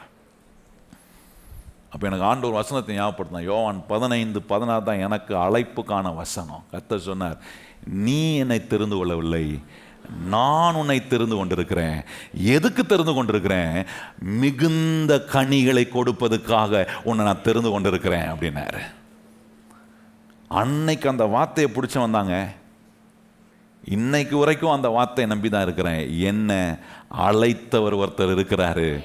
அவர் எவ்வளோ உண்மை உள்ளவர், எவ்வளோ நல்லவர். கஷ்டம் வராமல் இருக்காது, கஷ்டங்கள்லாம் வரும். ஆனால் அந்த கஷ்டத்தை இப்படி பார்க்கல, இப்படி வச்சு பார்க்குறேன். அதனால் அதை சுற்றி கர்த்தர் எனக்கு எப்படிப்பட்டவராய், அரணான கேடகமாய் அவர் என்னை சுற்றி இருக்கிறாரே.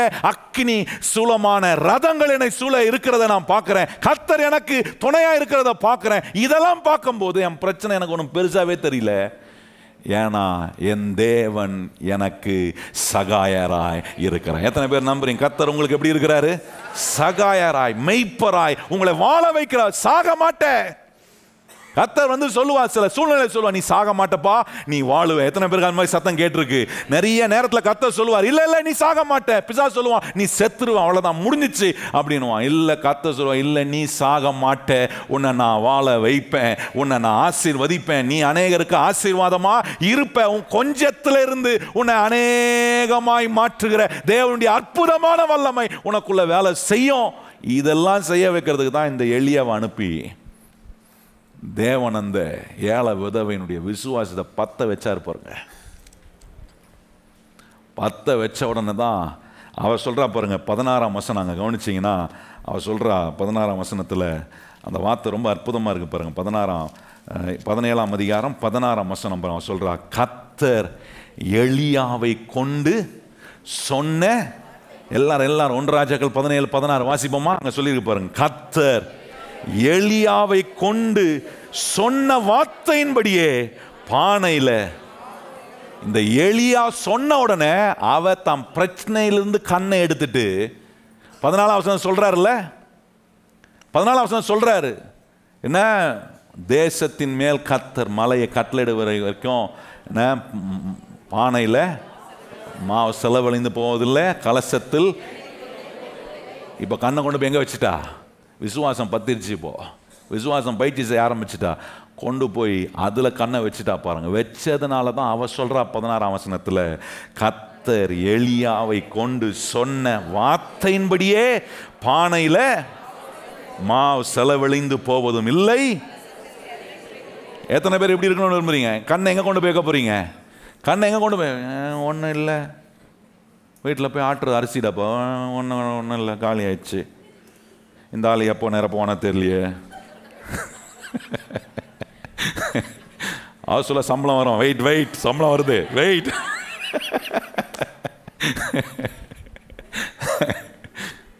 சம்பளத்தினால் நிரம்பல, கர்த்தர் நிரப்புகிறதுனால, கர்த்தர் விசுவாசம், கர்த்தர் மேல உள்ள விசுவாசனால நிரம்புது. சம்பளம் வர்றதுனால நிரம்பிச்சுன்னா திருப்பியும் காலி ஆயிடும். திருப்பியும் காலி ஆயிடுச்சுன்னு சொல்லுவீங்க. கர்த்தரின் ஆசீர்வாதம் இருக்கணும்.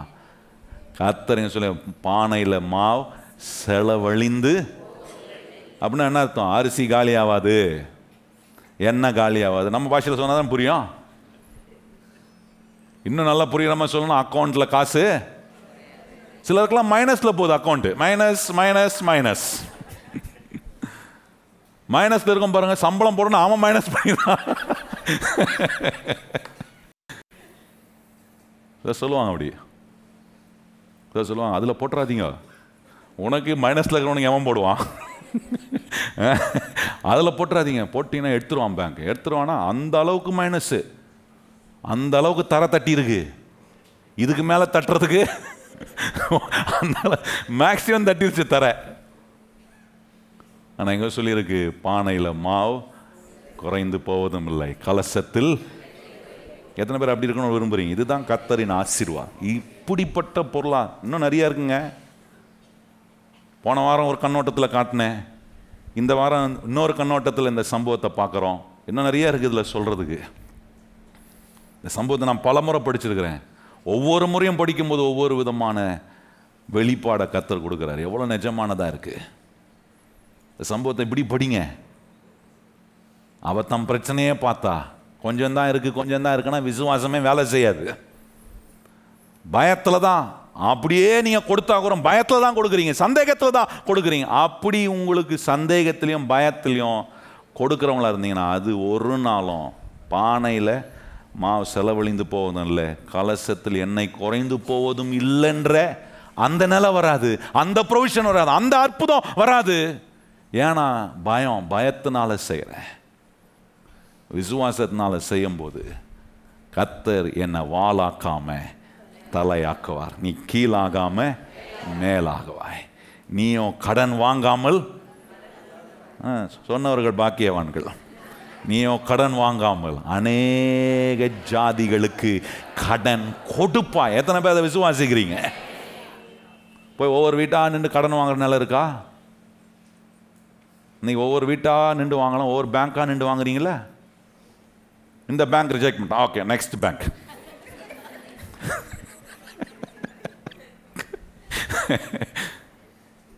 விளையாட்டா சொன்னாலும் கர்த்தர் யாரோட பேசுறாரு, அது மட்டும் மனசுல வச்சுங்க.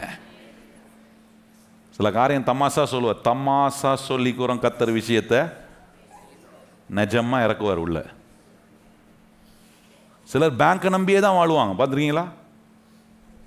மறக்கவே முடியாது. அன்னைக்கு ஒரு சகோதரன் சொன்னார், பாஸ்டர் 5 பேங்க் ஃபெயிலியர் ஆயிடுச்சு, இன்னைக்கு உங்ககிட்ட ஜோம் பண்ணிட்டு போகிறேன் 6வது பேங்க்கு. நான் சொன்னேன் 6வதும் ஃபெயில் ஆகிடும், 7வதுக்கு வாங்க.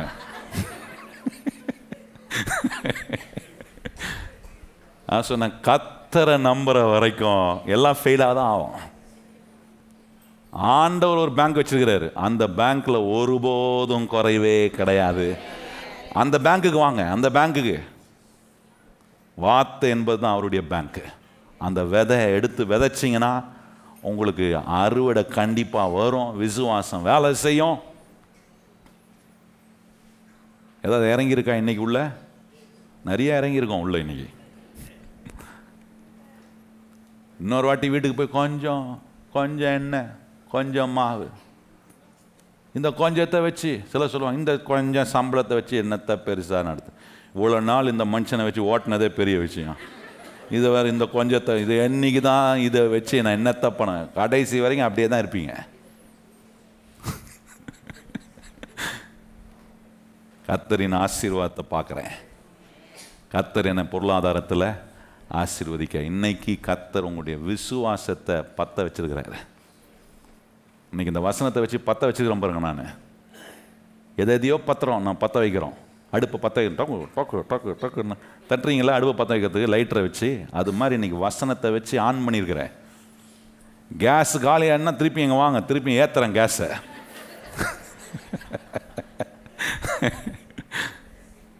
கேஸ் காலியான கேஸ் கம்பெனிக்கு ஃபோன் பண்ணுறது, கேஸ் காலி ஆயிடுச்சு, கேஸ் வேணும்னு உடனே டக்கு டக்கு தட்டியும் புக் பண்ணிடுறீங்க பாருங்கள். அது மாதிரி ஞாயிற்றுக்கிழமை வாங்கிங்க, திருப்பியை நிரப்புறேன், உங்களை போட்டு ஃபில் பண்ணி அனுப்புவேன்.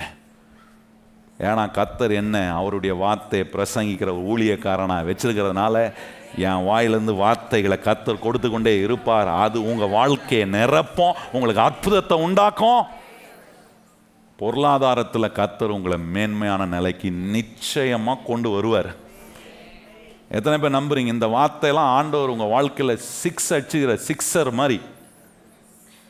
தோனி அடித்த ஹெலிகாப்டர் ஷாட் தான் உங்களுக்கு தெரியும். ஆனால் கர்த்தர் இவ்வளவு நேரம் வசனத்தை வச்சு அடிச்சிருக்கிறார் ஷாட்டு. எல்லாம் வாழ்க்கையில் எங்கெல்லாம் என்ன அவுட் ஆஃப் ஃபார்மாக இருந்துச்சு அங்கே தான் இப்போ மேலே தூக்கிட்டு வர்றார். கர்த்தர் நம்மளை மேலோங்கி வருவதற்கான வேலையை செய்கிறார்.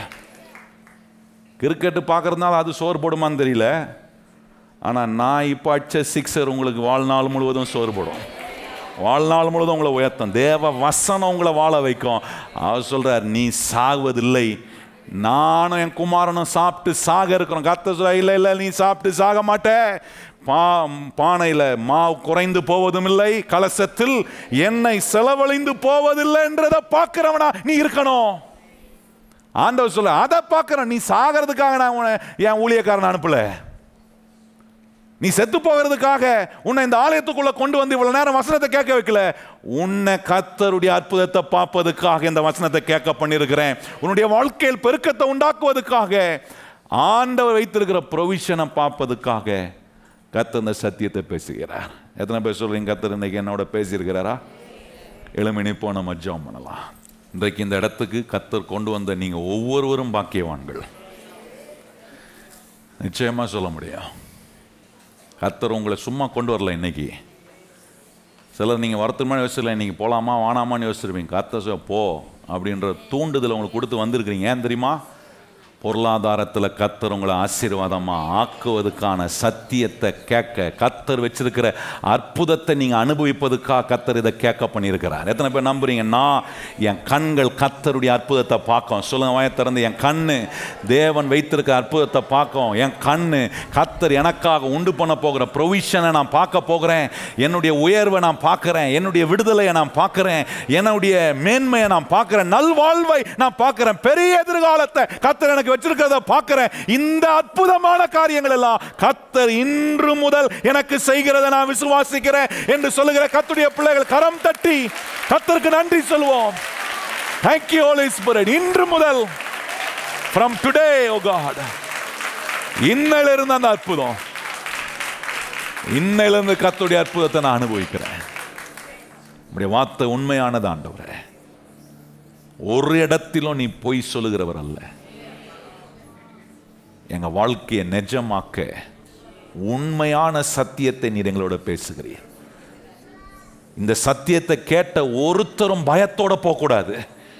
ஒருத்தர் இந்த இடத்தை விட்டு போகும்போது என்கிட்ட கொஞ்சம் தானே இருக்கு, கொஞ்சம் எண்ணம் தானே இருக்கு அப்படின்னு போகக்கூடாது. ஆண்டவரே, ஆண்டவர் அந்த கொஞ்சத்தையும் நிறைவாக்குகிற கர்த்தராய் இருக்கிறார் என்கிற விசுவாசத்தோடு உம்முடைய பிள்ளைகள் நம்பிக்கையோட போகட்டும். உம்முடைய அற்புதத்தை அவர்கள் அனுபவிக்கட்டும். உம்முடைய ஆசீர்வாதத்துக்கு உம்முடைய பிள்ளைகளை நான் ஒப்புக் கொடுக்கிறேன். பெரிய காரியங்களை அவர்கள் அனுபவிக்க நீர் கிருபை பாராட்டும்.